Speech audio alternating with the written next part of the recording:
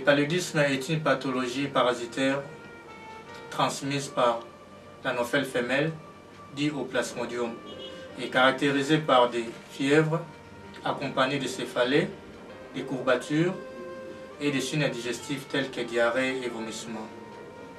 Le paludisme est un problème majeur de santé publique parce que chaque année, l'OMS recense environ 1 million de taux de mortalité dû au paludisme. Les personnes à risque sont les enfants de moins de 5 ans, les femmes enceintes et les voyageurs quittant un milieu tempéré vers un milieu tropical.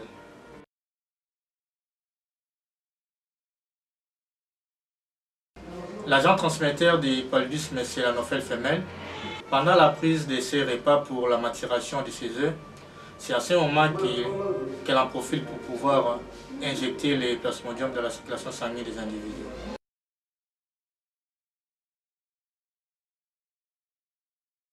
La symptomatologie du paludisme est divisée en 2 grands groupes. Nous avons la forme simple et puis la forme grave. Pour la forme simple, que nous appelons aussi accès palustre, là nous avons les fièvres, et ces fièvres qui peuvent s'accompagner des céphalées, des courbatures, et aussi parfois des signes digestifs que nous avons cités, les diarrhées et les vomissements.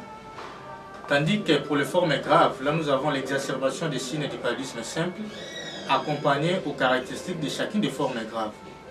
Si nous sommes devant un cas de paludisme grave forme anémique, nous avons des fortes fièvres, des céphalées intenses, accompagnées avec une anémie sévère. Si nous sommes devant un cas de paludisme grave forme neurologique, là nous avons des fortes fièvres, accompagnées avec des céphalées intenses et aussi avec des signes caractéristiques neurologiques. Nous avons le fléchissement de l'état de conscience, nous avons aussi des convulsions. Mais pour d'autres formes, par exemple la forme hémoglobinurique, là nous avons des fièvres intenses, nous avons dit, nous avons aussi des céphalées, les autres signes, mais surtout l'hémoglobinurie, ce que nous appelons les urines Coca-Cola.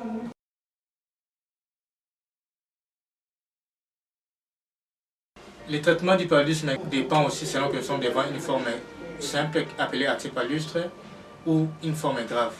Devant une forme simple, nous utilisons les dérivés artémisinine accompagnés avec la lumefantrine ou la modiaquine pour une durée de 3 jours de traitement et associé à ces traitements, les traitements symptomatiques, c'est-à-dire les antipyrétiques, les antalgiques et on soulage aussi les autres signes associés au paludisme. Donc, les traitements pour les formes graves, là ça dépendra de quel type de forme grave.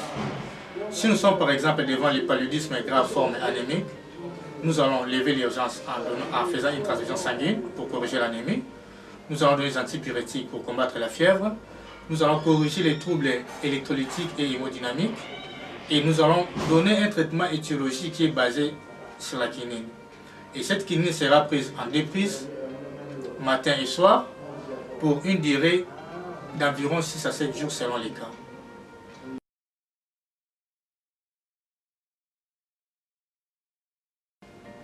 Alors, la prévention du paludisme, nous allons les regrouper en 2 parties. Nous avons les méthodes hygiéniques et physiques, et puis nous avons les méthodes médicamenteuses.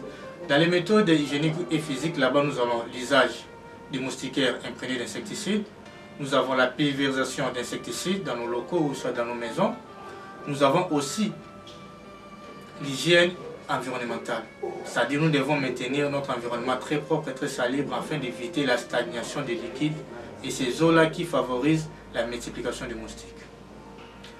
Tandis que les méthodes médicamenteuses, là nous utilisons les médicaments. Et ça nous le faisons essentiellement chez les femmes enceintes et puis chez les voyageurs qui quittent les milieux tempérés vers un milieu tropical. Ces gens-là doivent recevoir certains médicaments pour pouvoir prévenir la survenue des formes graves. Attention, les paluds tuent plus que les sida. Et à la clinique médicale Securex, nous faisons un peu plus d'efforts pour que votre santé soit notre priorité.